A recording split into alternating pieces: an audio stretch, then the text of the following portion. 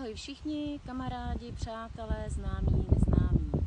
Zdravím vás z jednoho hezkého místa, kde trávím svoji letní dovolenou. A pro ty, kteří mě nepoznávají nebo tápou a vzpomínají, kdo jsem, tak jenom v krátkosti jsem Adriana Čipižáková, zdravotní sestra, která stála u zrodu deklarace sester proti nátlaku na povinné očkování COVID-19. Věřte, že jsme rozhodně neusnuli, že pořád pracujeme a pořád máme plno práce, protože i když je všechno teďka zalitý sluncem, všichni máme prázdniny, čerpáme dovolenou, máme hezký počasí, užíváme si bazény, užíváme si hory a turistiku a všechno možný, tak v zákulisí se chystá spousta věcí, ze kterých bychom mohli být překvapeni, ale my budeme připraveni. Takže až tak překvapený nebudem. Ale jeden z důvodů, proč tohle video točím, je to, že jsem měla rozhovor se svojí kamarádkou Šárkou, který tímto moc děkuju, že mě popíchla k tomu, abych tyhle videa začala točit, kde jsme se bavili o tom, co se děje ve zdravotnictví, primárně v sekci očkování. A to nejenom v sekci očkování proti COVID-19, ale že vlastně bezpečný už dneska nejsou ani vakcíny klasického očkování. A byla hodně překvapená a v úžasu, když jsem jí sdělovala informace, co všechno vidím, co sleduju. A jedna z důležitých věcí je taky to, co chystá Ministerstvo zdravotnictví. A to je dokument, který se nazývá Národní strategie očkování. My jsme ho zmiňovali už na Palackého náměstí 21. června tohoto roku, jenom v krátkosti. Byla tam zmiňovaná i reakce a vlastně vyjádření pro Libertáte panem Nilsnem, ale myslím si, že spousta lidí tomu neporozuměla, takže my si ten dokument v těch videích postupně rozebereme a já se pokusím vám v těch videích ten dokument představit opravdu jako laikům, protože i já jsem si ten dokument musela několikrát přečíst. Ten dokument má 71 stránek, je to poměrně náročné čtení. Ale když se to přečte a dáte to dohromady a některé věci vysvětlíte, tak velmi rychle pochopíte, o co v tom dokumentu jde. Zároveň součástí těchto videí budou i informace ohledně očkování, protože už vlastně v minulém i tomto roce jsme dělali přednášky na téma povinné očkování, nepovinné očkování, prevence, nežádoucí účinky. Byl na to velký ohlas, ale je pravdou, že spousta lidí nemá prostor a čas jezdit do Brna, jezdit do Liberce, jezdit po různých debatách a místech, protože je to časově i finančně nákladný. A je pravdou, že sice nám to natáčí alternativní média, ale kolikrát se na to video podíváte. Podíváte se jednou, možná dvakrát a pak to video zapadne. Ale protože máme letní čas a v televizi neběží Ulice a další přiblblý seriály, kde jsou všichni na vaší straně, tak místo těchto seriálů si budeme točit tyhle krátké videa, ve kterých vám budu poskytovat informace, a to nejenom z papíru, ale i to, co zažívám v ordinacích, protože já pracuji ve 2 ordinacích. Jedna ordinace je ordinace praktického lékaře a jedna ordinace je ordinace celostního lékaře. A samozřejmě také kolem sebe vidím spoustu kamarádů, známých a sousedů, kteří na tom nejsou zdravotně dobře.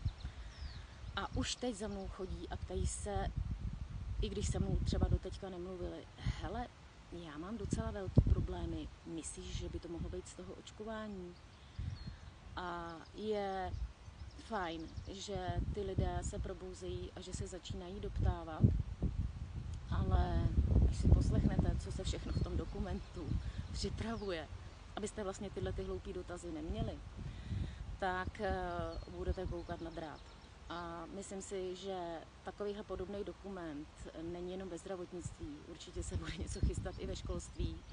Já jsem pedagog, ve škole už dneska neučím, ale vzdělávám dospěláky v první pomoci a musím říct, že ta situace je na jednu stranu úsměvná, na druhou stranu smutná, ale my zůstaneme pozitivní, protože znova zopakuju, kdo je připraven, není překvapen. A tak jako jsme se nedali za covidu, tak se určitě nedáme ani teď. A já českému národu věřím a budu se na vás těšit zase v dalším videu. Ale než to video teďka ukončím, tak vám položím jednu otázku k zamyšlení. A to z toho důvodu, že spousta maminek, když jsem dávala informaci ohledně očkování proti rakovině děložního čípku a pustila jsem na sítě dokument, dánský dokument, tuším, že byl z roku 2009, tak řada maminek reagovala, některý i psali, volali, že jsou úplně vyřízený z toho, co se v tom dokumentu dozvěděli. A já jsem těm maminkám odpovídala, jestli si vážně myslej, že když se nenechali očkovat na covid, ale teď svoje děti, a pozor, už nejenom dívky, ale už se do toho nutí i kluci, jestli ty vakcíny, co vyráběly firmy, ty covidový, jestli když teď vyrábějí ty klasický, rakovina děložního čípku, encefalitý, ADA a podobně, jestli si myslej, že ten výrobce změnil strategii. Nezměnil. A u té vakcíny proti děložního čípku se ještě na chviličku zastavím a už budu končit, aby to video nebylo tak dlouhý. Protože se spousta maminek po shlídnutí z toho dokumentu už kdysi dávno, a nejenom po shlídnutí z toho dokumentu, ale samozřejmě i po teda covidový šikaně, spousta maminek se zbouřila a přestala svoje holčičky nechávat na tuhletu šílenost očkovat. Tak se začali očkovat chlapci, a to už v 11 i 12 letech.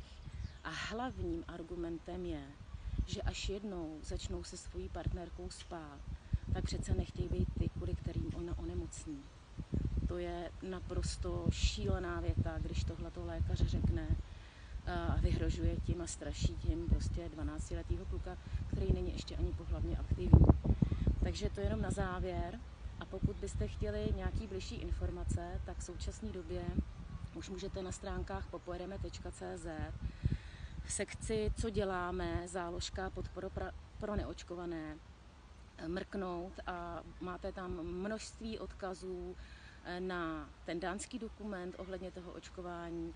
Máte tam i odkazy na různý videa, na různé dokumenty a vyjádření, odkazy i na nějaké knížky. Jsou tam dokonce odkazy i na jiné společnosti na jiné skupiny, které se očkováním zabývaly už dávno předtím, než začal covid, a to je třeba rozalio.cz nebo poočkování.cz, galiepravdy.cz. Mrkněte na to a pokládejte si pořád otázku. Nenechal jsem se bodnout na covid a pak svoje dítě vedu na očkování proti rakovině děložního čípku? Zamyslete se a sami si odpovězte.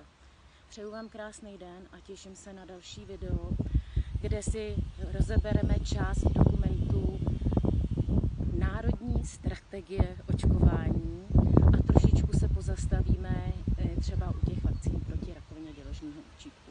Připravte si i nějaké otázky a komentáře, ale ten dokument určitě shlídnete. Má 40 minut, já jsem se na něj musela dívat na 2krát, abych to vydržela.